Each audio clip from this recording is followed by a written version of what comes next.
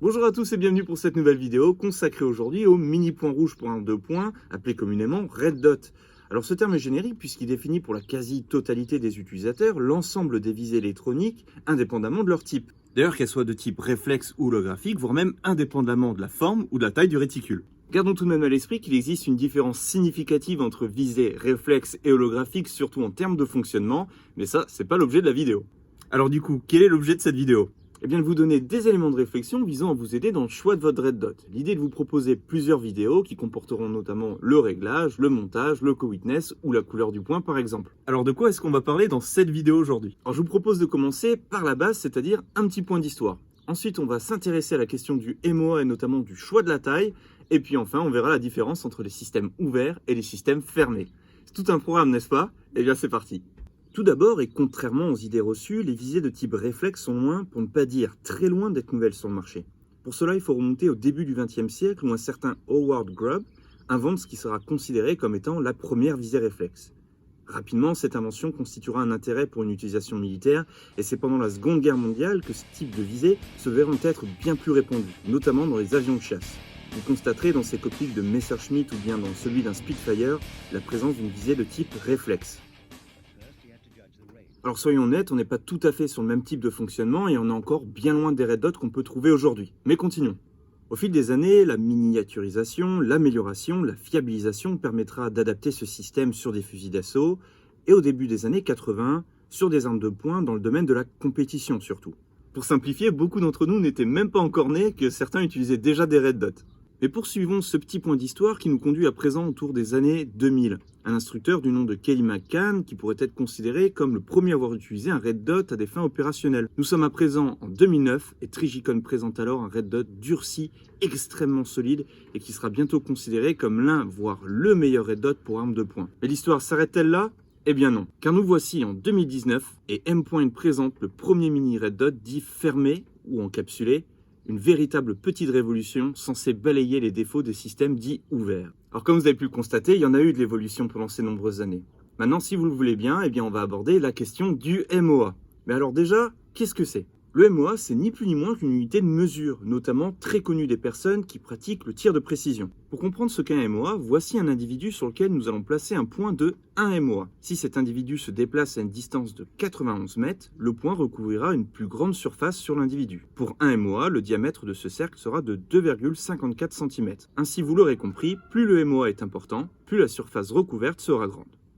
Alors l'approche ici se veut très mathématique et quiconque a déjà regardé au travers d'une visée réflexe sait que cette interprétation en forme de cercle parfait n'est pas tout à fait la bonne. En effet, il existe toujours une sorte de légère déformation ou halo. Ça étant dit, ce schéma permet de se faire une idée générale du MOA. Alors pour bon nombre de tireurs, la question de la taille du MOA semble être un choix cornélien.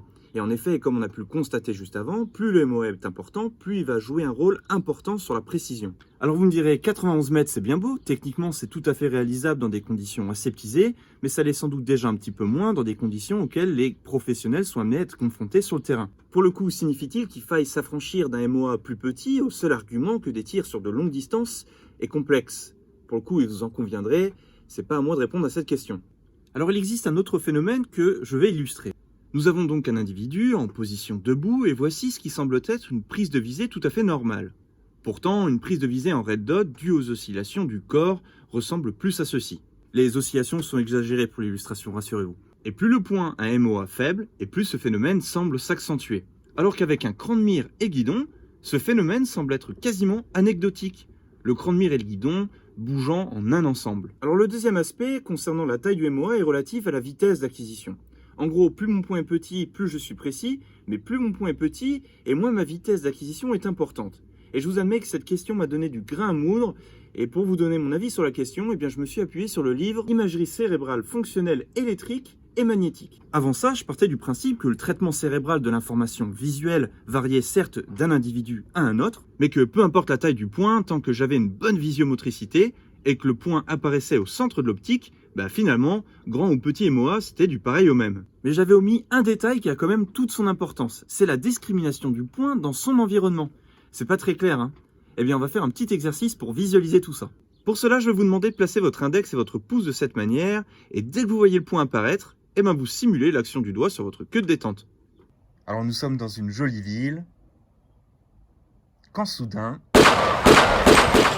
nous continuons dans ce quartier qui est franchement craignos, faut le reconnaître. Et toujours dans le même quartier.